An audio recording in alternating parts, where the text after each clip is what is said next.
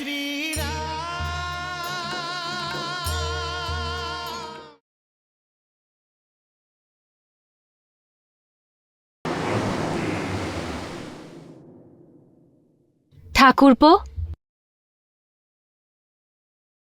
প্রণাম বৌদিমণি।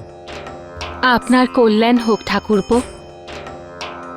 আমার কল্যাণ তো জ্যেষ্ঠ লঙ্কেশের কল্যাণের মধ্যেই নিহিত আছে বৌদিমণি। এর অর্থ আপনার মনে সন্দেহ আছে যে লঙ্কেশের কল্যাণ হবে না? শুধুমাত্র আমার মনেই নেই বৌদিমণি, আপনার মনের মধ্যেও এই সন্দেহ আছে। আর তার কারণ হলো সীতা।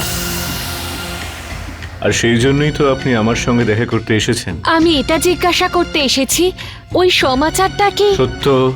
এটাই তো বৌদিমণি। দুর্ভাগ্যবশত গুপ্তচরদের আনা সংবাদটা একেবারেই সত্য বৌদিমণি। শ্রীরাম কেবলমাত্র একটা বাণ দিয়েই 7টা তালগাছের মাথা ভেদ করেছেন।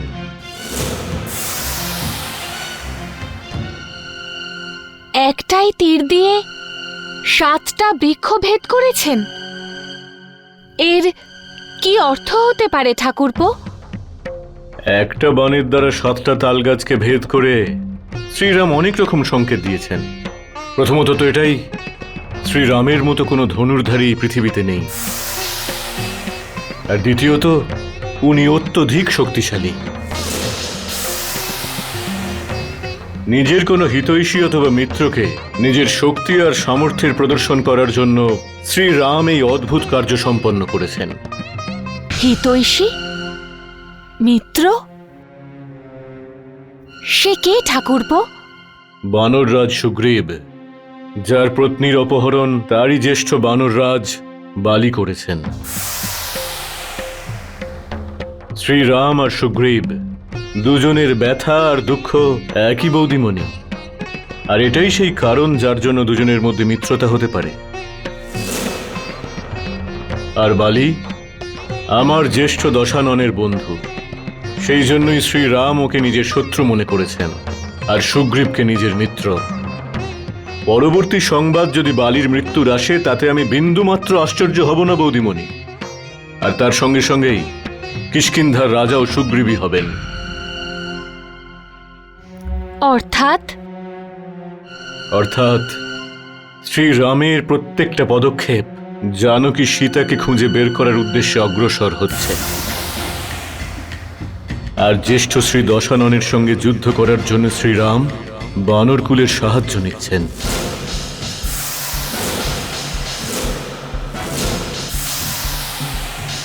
আমি লঙ্কেশ, লঙ্কেশ আমি ত্রিলোক বিজেতা। আমার মতো শক্তিশালী এই ত্রিলোকে আর দ্বিতীয় কেউ নেই। আমার মতো শৌর্যশালী এই ত্রিভুবনে আর কেউ নেই। আমি হলাম সবচাইতে শক্তিশালী। আমি মহাপরাক্রমী।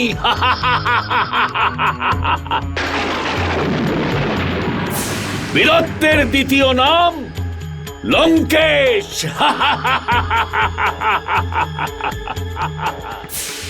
আমার মতো সাহসী দ্বিতীয় আর কেউ নেই।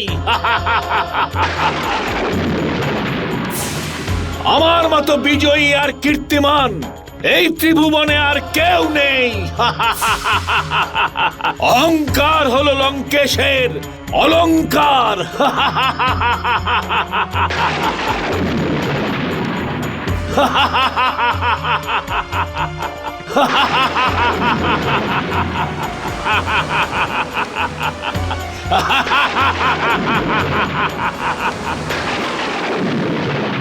আপনার ভ্রাতার এই অহংকারের জন্য আমার ভয় করছে।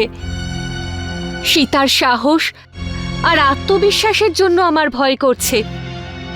একটা তীর দিয়ে 7 বৃক্ষকে ভেদ করেছেন রাম, তা জেনে আমার ভয় করছে। আর লঙ্কেশের সবকিছু না জানার ভান দেখে আমার ভয় করছে ঠাকুরপো। ঠাকুরপো, আমি পুত্র মেঘনাথকেও বললাম নিজের পিতাকে বুঝিয়ে সসম্মানে সীতাকে শ্রীরামের কাছে পাঠিয়ে দিক, কিন্তু ও মানা করে দিল। আপনার কাছে হাত জোড় করে প্রার্থনা করছি, আপনি কিছু করুন। সীতাকে লঙ্কার থেকে শ্রীরামের কাছে পৌঁছে দিন। বিধির বিধানকে কে পাল্টাতে পারে বৌদি? তার মানে সে এক সময়ের কথা, যখন জ্যেষ্ঠ দশানন কুবেরকে পরাজিত করে তার কাছ থেকে তার পুষ্পক রথ ছিনিয়ে নিয়েছিলেন, আর সেই রথ দিয়ে আকাশ পথে উনি বিহার করতে বেরিয়েছিলেন।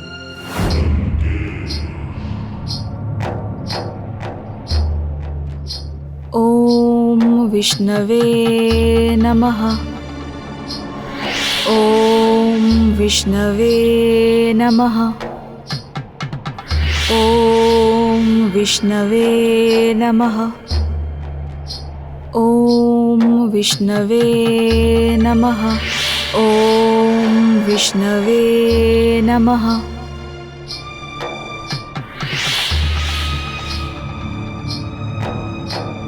ওম বিষ্ণবে নমঃ। ওম বিষ্ণবে নমঃ। ওম বিষ্ণবে নমঃ। ওম বিষ্ণবে নমঃ। ওম বিষ্ণবে নমঃ। ওম বিষ্ণবে নমঃ। ওম বিষ্ণবে নমঃ। ওম বিষ্ণবে নমঃ। ওম বিষ্ণবে নমঃ। সুন্দরী,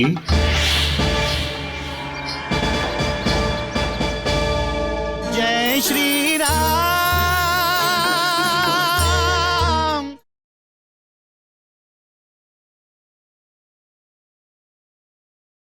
जय श्री राम।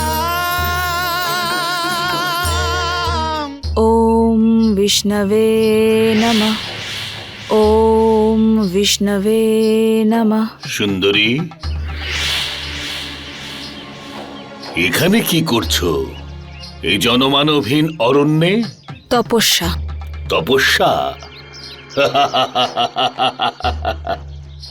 তোমার মতন সুন্দরী যুবতীর তপস্যা করাটা যৌবনের অপমান। সুন্দরী, ক্রোধ, তোমার এই ব্যবহার আমার মতো সৌন্দর্য প্রেমী রূপ আর যৌবনের পূজারীকে অসম্মান করছে। সুন্দরী, আমার নাম সুন্দরী নয় দশানন, বেদবতী। অর্থাৎ তুমি আমাকে চেনো? তপস্যার প্রভাবে ত্রিলোকে ঘটা সব ঘটনার জ্ঞান আমার আছে। ও,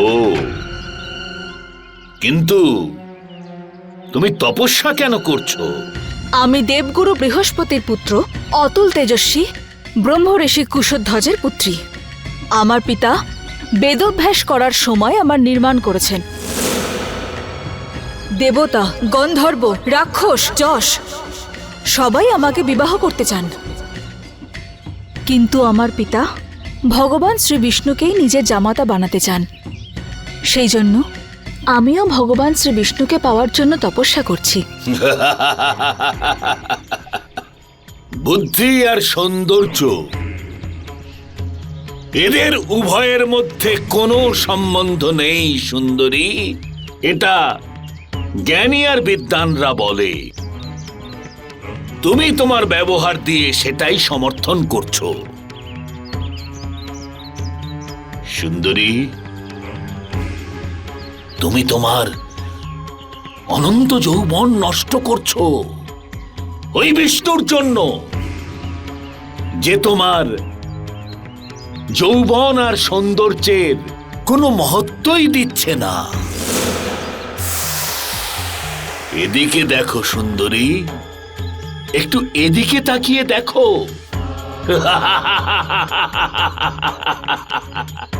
আমি লঙ্কেশ, লঙ্কেশ।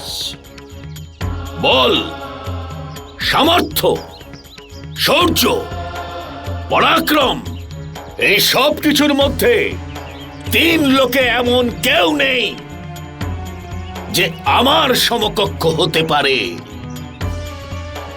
সুন্দরী, তোমার বিষ্ণুও নয়। দেবী, তুমি আমার পত্নী হয়ে যাও। এই দশানন তোমার এই যৌবন আর সৌন্দর্যকে পুজো করবে। লঙ্কেশ, ভগবান শ্রী বিষ্ণুকে বরণ করা আমার জীবনের একমাত্র উদ্দেশ্য।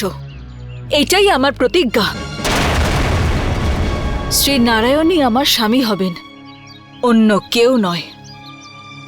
তুমি এই মুহূর্তে এখান থেকে চলে যাও। তুমি লঙ্কেশকে অবজ্ঞা করছো। বেদবতী, লঙ্কেশ যেটা পায় না, লঙ্কেশ সেটা বলপূর্বক আদায় করে নেয়।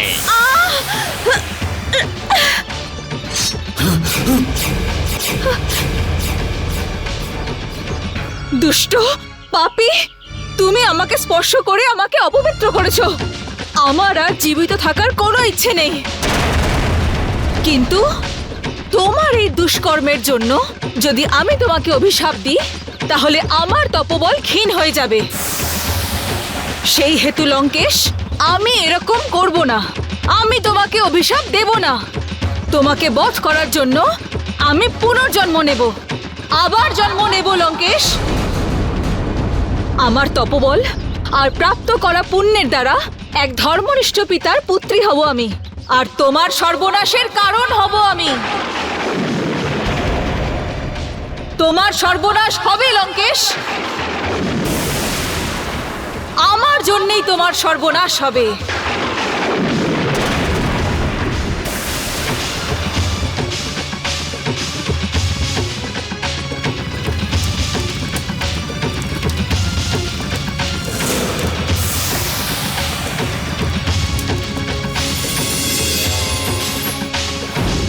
বৌদিমণি, আমাদের জ্যেষ্ঠ লঙ্কেশকে বেদবতী যা যা বলেছিলেন ঠিক সেই রকমই হলো। উনি মিথিলা রাজ জনকের কন্যা হয়ে জন্ম নিলেন। রাজা জনক এই অদ্ভুত কন্যাকে ভূমি থেকে পেলেন, যার নাম রাজা জনক সীতা রাখলেন। অর্থাৎ সীতা পূর্বজন্মের সেই নারী? হ্যাঁ বৌদিমণি, নিজের প্রতিশোধ পূরণ করার জন্য উনি পুনর্জন্ম নিয়েছেন, আর নিজের তপবল দিয়ে উনি শ্রী বিষ্ণুকেও লাভ করেছেন। প্রভু শ্রীরাম ভগবান শ্রী বিষ্ণুরই মনুষ্য অবতার।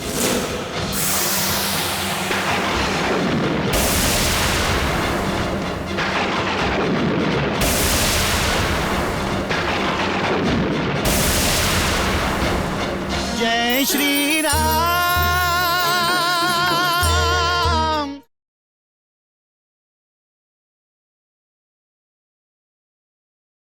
जय श्री राम।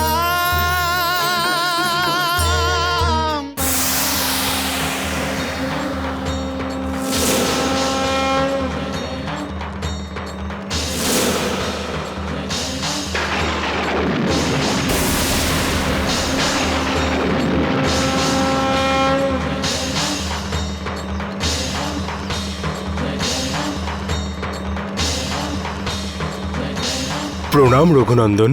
প্রণাম মিত্র। মহারাজ সুগ্রীব, আজকে আপনি বালির সঙ্গে যুদ্ধ করবেন, কিন্তু আজ আমি ভ্রমিত হব না, কারণ যুদ্ধের পূর্বে আমি আপনাকে পুষ্পের মালা পরাব।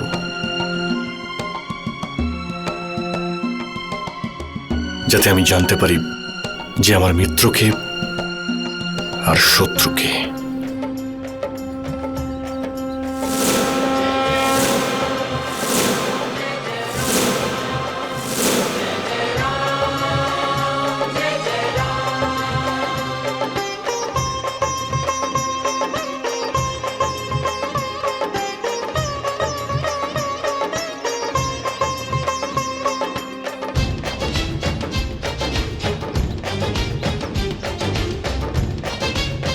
এই পুষ্পের মালা না ছেড়ে যাবে আর না শুকিয়ে যাবে। মহারাজ সুগ্রীব, বিজয়ী ভব।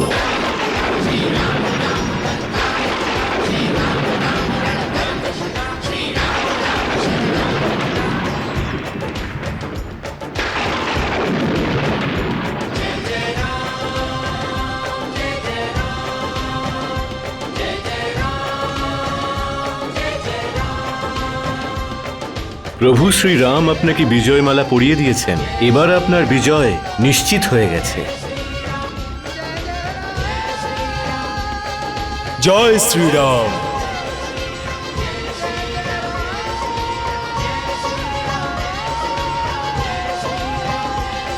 চলো মিত্র, বালিকে যুদ্ধের জন্য আহ্বান করো।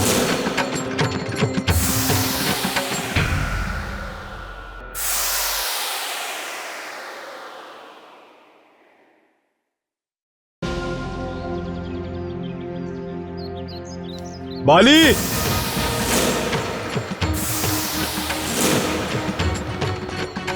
অহংকারী বালি, আমি তোমার অহংকারের সহিত তোমাকেও বিনাশ করতে এসেছি। বাইরে এসো।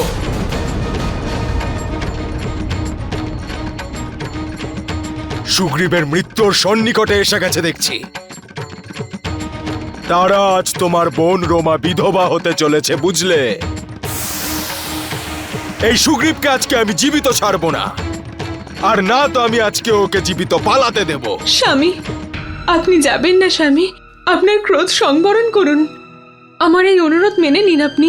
কাপুরুষের মতো কোথায় লুকিয়ে আছো তুমি? হ্যাঁ, বালি, বাইরে এসো। শুনলে শুনলে তুমি? উনি আপনার ভ্রাতা, ক্ষমা করে দিন ওনাকে। আপনি তো বড় স্বামী। বড় হওয়ার মানে এটা নয় যে আমি বারবার ওর কটূক্তি শুনতে থাকবো। ও বারবার আমাকে যুদ্ধে আহ্বান করবে, আর আমি কাপুরুষের মতো নিজের কক্ষে বসে থাকবো। আপনাকে কে ভীতু বলছে? জগৎবাসী জানে এই ত্রিভুবনে আপনার সাথে লড়াই কেউ করতে পারে না, কিন্তু শক্তির সাথে সাথে বিবেকেরও প্রয়োজন স্বামী। একটু ভাবুন, এক মুহূর্তের জন্য ভাবুন যে বারবার আপনার কাছে পরাস্ত হয়ে যুদ্ধক্ষেত্র থেকে পালিয়ে যাওয়া সুগ্রীব কোন শক্তির জন্য বারবার আপনাকে আহ্বান জানাচ্ছে। আমার তো অঙ্গদের কথা মনে পড়ছে। উনি আমাদের সাবধান করেছিলেন যে হনুমান দুই মানব তপস্বীদের সুগ্রীবের সহায়তা করার জন্য। এ কি হয়েছে তোমার তারা? এই দুই তপস্বী এখন বালির সাথে যুদ্ধ করবে। এই দুই মানব পুত্র অজেয় বালির অনিষ্ট করবে। ওনারা দুজন সাধারণ মানব পুত্র নয় স্বামী। ওনাদের ব্যাপারে যা জানা গেল যে ওনারা দুজন সেই ভাই যারা তারকা আর সুবায়ুর বধ করেছিলেন। আর এই রাম সেই রাম যে ভগবান শিবের ধনুক ভেঙেছিলেন। আর এখন ওনারা দুজন সুগ্রীবের সহায়ক। সেই কারণে ওনারা আপনাকে যুদ্ধে আহ্বান করছেন। স্বামী, আমার মনে আশঙ্কা জন্মাচ্ছে আপনি সুগ্রীবের সাথে যুদ্ধের জন্য বাইরে যাবেন না। বালি, কি হলো তোমার বীরত্বের? আমি এতবার যুদ্ধে আহ্বান করার পরও সামনে আসতে পারছো না তুমি? বাইরে এসো। আমি এই যুদ্ধে আহ্বান অস্বীকার করতে পারি না। সরে যাও। যাবেন না স্বামী। না, আমি সুগ্রীবকে জীবিত রাখবো না। দাঁড়ান স্বামী, আপনি একটা জিনিস ভুলে যাচ্ছেন স্বামী।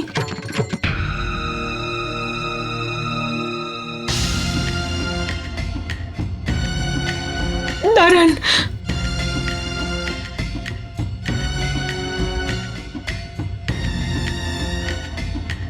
আপনার পিতা দেবরাজ ইন্দ্রর থেকে প্রাপ্ত এই বিজয়ের মালা আপনি পরে নিন স্বামী। বালি, আমার কণ্ঠস্বর শুনে ভয় পেয়ে গেছো নাকি?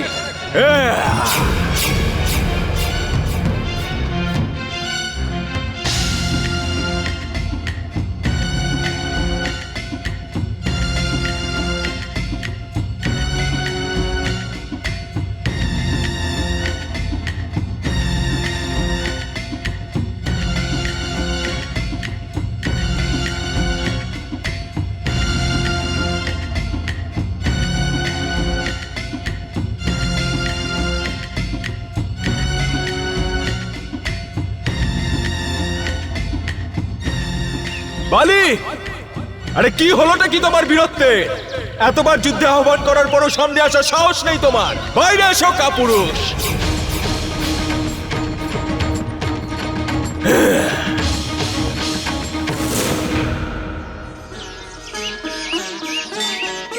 जय श्री राम